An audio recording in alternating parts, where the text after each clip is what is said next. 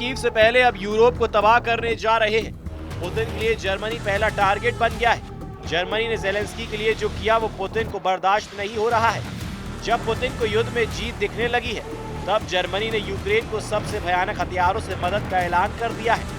NATO force ने भी रूस को लंबी दूरी तक मार करने वाली मिसाइलों से दहलाने का प्लान बना लिया है। ट्रंप की वॉर डील फ्लॉप होने के बाद रूस यूक्रेन युद्ध का सबसे विस्फोटक एपिसोड अब शुरू हो चुका है। जब पुतिन को दुश्मन ललकारते हैं तो ऐसी तबाही आती है, इतना बारूद बरसता है कि जमीन जलती है, आसमान तक आग लग जाती है। टोमाहॉक मिसाइल के नाम से पुतिन को डराने की कोशिश की। बदले में पुतिन ने यूक्रेन के 5 शहरों में बारूदी सुनामी ला दी है। खार्किव, सूमी और डोनेस्टक में रूस ने सबसे भयानक हमला किया। रूस के जंगी जेट आसमान से मिसाइल की बौछार कर रहे हैं तो टैंक यूक्रेन सेना को जमीन पर रौंद रहे हैं। पुतिन आर्मी ने यूक्रेन के बख्तरबंद गाड़ियों, एयर डिफेंस सिस्टम, इलेक्ट्रॉनिक युद्ध बेस स्टेशनों और गोला बारूद डिपो को बमबारी कर धुआं कर डाला है। भीषण लड़ाई के नए एपिसोड में यूक्रेन आर्मी ने भी जोरदार पलटवार शुरू किया है। यूक्रेन की आर्म्ड फोर्सेस के जनरल स्टाफ ने दावा किया है कि रूस के ड्रोन कंट्रोल पॉइंट और एयर डिफेंस सिस्टम के बेस पर भयानक हमला कर भारी नुकसान पहुंचाया गया है।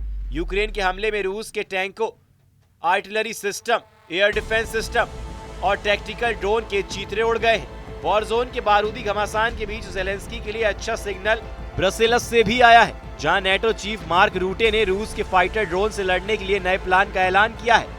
मार्क रूटे ने बताया कि नेटो और ईयू रूस के खिलाफ एंटी ड्रोन प्रोजेक्ट पर काम शुरू कर चुके हैं। बहुत जल्द पुतिन की ड्रोन पावर को बर्बाद किया जाएगा। नेटो पुतिन के हथियारों का तोड़ निकाल रहा है, तो जर्मनी ने यूक्रेन को युद्ध जीतने के लिए 2 बिलियन यूरो के पैकेज का ऐलान कर दिया है। जर्मनी की मदद से ज़ेलेंस्की को जो हथियार मिलने जा रहे हैं, उनसे पुतिन का दिमाग गर्म होना तय है।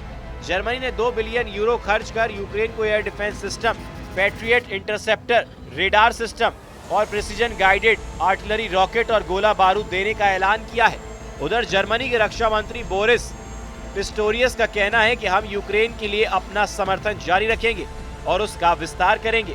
नए अनुबंधों के साथ जर्मनी 2 बिलियन यूरो से अधिक की अतिरिक्त सहायता प्रदान करेगा। इसमें कुल 500 मिलियन अमेरिकी डॉलर का पैकेज शामिल होगा। ये पैकेज यूक्रेन की कई जरूरी आवश्यकताओं को पूरा करने के लिए है। ये air defence system, patriot interceptor, radar system और गाइडेड आर्टिलरी रॉकेट और गोला बारूद मुहैया करना है। पुतिन से डरकर यूरोपियन यूनियन खुलकर युद्ध में आ गई है, क्योंकि प्रेसिडेंट ट्रंप को अब पुतिन को समझाने का कोई रास्ता नहीं सूझ रहा है। ट्रंप ने अपनी बेबसी को बयां करते हुए एक बार फिर से पुतिन से युद्ध खत्म करने की अपील की है। ट्रंप ने ये तक कहा है कि जिस युद्ध को पुतिन 3 हफ्ते में जीत सकते थे, वो अंतहीन युद्ध बन चुका है। अमेरिकी राष्ट्रपति ट्रंप का दावा है कि हम राष्ट्रपति पुतिन से बस यही चाहते हैं कि इस जंग को रोके, यूक्रेनियों को मारना बंद करे और रूसियों को मारना बंद करे, क्योंकि ये बहुत सारे रूसियों को मार रहा है। फिर ये कि जंग से उनकी छवि अच्छी नहीं दिखाई देती है। ये एक युद्ध है जिसे उसे 1 सप्ताह में जीत लेना चाहिए था और अब वह 4थे वर्ष में जा रहा है। ऐसा नहीं लगता है कि यह बड़ी तथाकथित युद्ध मशीन अच्छा काम कर रही है। प्रेसिडेंट ट्रंप के सभी ऑफर को पुतिन पहले ही ठुकरा चुके हैं, जबकि ट्रंप दावा कर रहे हैं कि 2 महीने पहले उन्होंने वॉर डील फाइनल कर ली थी। ट्रंप पुरानी शर्तों पर पुतिन से युद्ध समझौते की अपील कर रहे हैं। साथ ही पुतिन के खिलाफ गुटबाजी भी तेज कर चुके हैं। तुर्की के राष्ट्रपति एर्दोआन को रूस यूक्रेन युद्ध रुकवाने का टेंडर देकर ट्रंप ने एक नया ट्विस्ट भी ले लिया है। हालांकि ट्रंप के ऐलान कुछ ही देर बाद पुतिन ने करारा जवाब दिया है। मॉस्को में पुतिन ने तुर्की के सबसे भरोसेमंद लीडर का ग्रैंड वेलकम कर ट्रंप को शॉक दे दिया है। सीरिया के राष्ट्रपति अहमद अल शरा ने पुतिन से मॉस्को में मुलाकात की है। दोनों नेता पहली बार आमने सामने आए हैं। पुतिन ने जिस अंदाज में कमांडर जुलानी उर्फ अहमद अल शरा की तारीफ की है, उससे ट्रंप को करंट लग गया है। सीरिया के राष्ट्रपति अहमद अल शरा की असल पहचान कमांडर जुलानी की है, जिन्होंने सीरिया में बशर अल असद की सत्ता को उखाड़ फेंका है।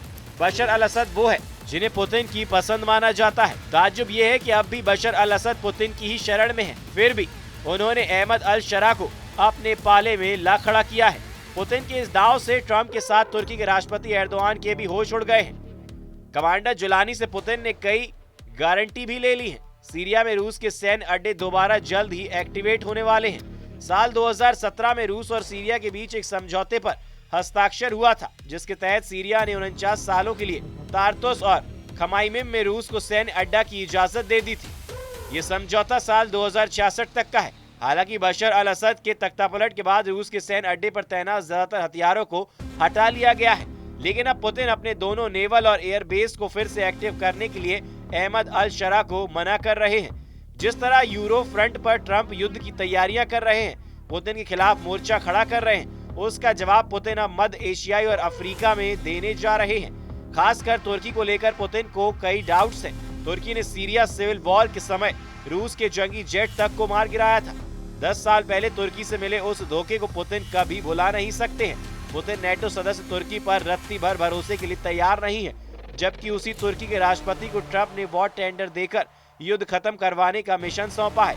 हालांकि अहमद अल शरा का पत्ता चलकर पुतिन ने ट्रंप की तुर्की चाल को काट दिया है, लेकिन नेटो और यूरोपीय यूनियन के खिलाफ पुतिन एटमी हमले की धमकी से काम चला रहे हैं।